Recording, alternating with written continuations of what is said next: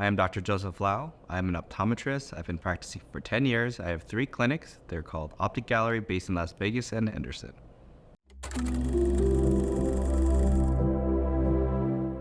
When I was in second grade, um, teacher kind of gets in touch with my parents and lets them know, like, asking them questions if I spoke English, or if there were any kind of delays or something. They just see a little Asian guy that's not really participating in class, or talking with the other kids. So what ended up happening is they wanted to put me into like a special class, but my mom wouldn't have that. So she actually took me to a different school. And then at that school, the teacher actually went up to my parents and said, hey, have you gotten your kid's eyes checked? So what ended up happening is they took me into the optometrist, and it turned out like I couldn't see past my hand, So, got the glasses and kind of like changed my life a little bit so I could see everything, participate, and school became a lot easier when you can see. So I think that was like one of the initial things that kind of planted the seed to have appreciation for what I'm lucky enough to do today. It wasn't until college that I really knew. It was shadowing different docs in the different professions. I knew I wanted to do something either medical or technical, like with computer programming or something. But then my parents kind of steered me in the way of healthcare, which is what oftentimes happens a lot with a Filipino family, right? So shadowing different doctors, it really just caught my attention with how the profession was run, right? It's a combination of healthcare and a little bit of business. And then also there's a doctor that worked with special cases, like working with kids with autism, special populations, patients with like head injuries, concussions, and strokes, who started having issues with how they control their eyes. And that aspect of the field really, really kind of drew my attention. At one point too, I was like, the thought of being like a trauma surgeon or doing work with like neurology and all those things were actually something that I really thought I might like. But it came to shadowing those doctors, and my mom was a trauma nurse, and she got me connected. Back in the day, it was a little easier to shadow a doctor, and got me connected with shadowing like one of the head trauma surgeons. And to see somebody do kind of brain surgery like 2 feet away from you was like eye-opening, and it was interesting, but it was also like, I don't think I could do this. And also other memories of just like doing rounds in the hospital where I would have to at one point I was collecting fluids for like the burn unit for a doctor who was studying something, and going around to different patients and just seeing all that kind of severe suffering. Like, it was one of those things that like I felt like, it's almost like I felt it. Like I didn't think I could deal with that on a day-to-day basis and still kind of maintain like a certain level of empathy. So when I think about eye care, and I think about it more as like you're helping somebody's life, you're helping somebody's vision, and you're working to improve like their quality of life. And in my mind, it's one of those things, like you help this one person, hopefully it kind of sets like a chain reaction where you're helping more than one other person. Like, you're helping this person, that person's gonna help their family, that person's gonna help other people around them. So that's kind of what I value in the optometry field. My dad's the only person that really like became a nurse out of his 12 siblings. He had a big family, actually. So all of them, they went from like hustling on the street, literally the oldest brother raising them as a family, because my Lolo passed away at an earlier age. And they were like selling a newspaper, collecting coins, doing all kinds of things just to like make a buck to sustain their living, so they can actually have food, right? So going from that like hustle mentality, I don't know if there is something that kind of carries over with epigenetics or whatnot, but it's that feeling that like, oh, I want to do a little more. Or you see the way that something's being done, and in your mind you're like, oh, if we could just do it a little bit better, maybe we could produce better, right? You have better outcomes, right? Better outcomes for patients, better kind of satisfaction globally, I think, right? And in my mind, I think that's optimal business. It's like you both leave happy, right? Like a lot of times, I don't know, it depends. Glass half empty, glass half full, where some people are like, nope, a good business deal is when both people are a little unhappy. And it's like, that one's always a little pessimistic to me. To me, I think like, let's both have a good transaction. Like I give you quality product, quality service, quality, quality care, right? To optimize your life. And, there's a fee, but we don't want to be astronomical, but, fair business basically. Originally, it was actually in this location where we had a small room kind of set aside for doing vision therapy, vision rehab for patients who have had injuries or have a lazy eye, or even kids with dyslexia who aren't reading as smoothly. They want to do better in classes. Like it's a pretty broad continuum.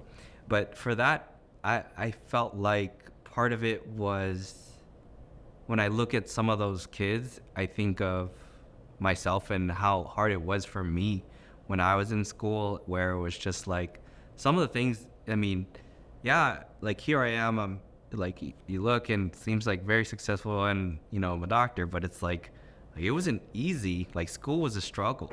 So part of it was my eyes. Part of it was how I use my eyes. So just getting myself I actually went through vision therapy myself in college, and that helped me kind of like pass my stuff that I needed to pass and do better in school. So that became more of a passion for me, because it's more than just the business. It's actually brings like that internal reward of doing something for the world, right? You're helping this kid reach their maximum potential. You're helping this person who may have had an injury or kind of fallen off with like a stable life to being stuck in the couch because their eyes aren't working well, getting them back into the world. So for that, it's like you're helping people reach their maximum potential in life, and for that, it's like, I'll tell you, it's much easier to sell, a pair of Ray-Bans or Gucci glasses, and it's more lucrative than it would be to do like an hour of vision therapy for a patient. But in my mind, that doesn't matter to me, because I want to help this person. I want them to get the most out of their life. She was previously a nurse, and she was pretty much bedridden. Like, she would stand up and get the worst vertigo. And the thing about vertigo is, like, everyone thinks like they're in her ear or some other problem. But she was doing her physical therapy, the balanced physical therapy, and she got to a point where they could only help her so much. So then they referred her over to me, and we got her up and going, and now she's going out and about, like going into like like a grocery store was like impossible for her. Now she's like running around with her grandkids and living life again, traveling up to see her sister in Seattle, and going back and forth and just living life again, versus just being stuck in a room, right? And then I have another kid who actually had a pretty dominant lazy eye. Both her parents were teachers, and they knew something was going on beyond just, they knew they had a smart kid, but a lot of times it was for her, it was just her eyes. So once we got better control of the eyes and she was holding more straight, school was easier. School was much better. And this was years ago. This is like, we're talking about, she was little 5-6 years ago, and now she's like teenager. And she, the mom would tell me like, hey, you changed her life, She went from struggling in school to becoming like the star player on her softball team, because one of the side effects of having good eyes that work well together is not just being able to read well, like it's going to help your depth perception and helping you with like activities like in sports. I just think about going to like a big party, and like, for example, you go to like your Filipino party and you see your titos and your titas and your cousins who aren't really your cousins, right? And it's one of those things that like you acknowledge everybody when you go into the room, right? And you're always kind of checking on each other, right? Do you have enough food on the plate? Are you comfortable? Is everything good? So we're also always sort of being mindful of how well everybody is doing. So I think that carries over into everyday practice, like whether it's business or just how you live in general. Like you just want to make sure everybody's satisfied and having a good time. The work ethic side of things is, yeah, like I feel like Filipinos work really hard, especially when there's something that they value. They're going to put their mind to it, right? Whether it's providing for their family or it's some sort of passion. Like, I feel like we're very passionate people. Like, once it's just finding that passion.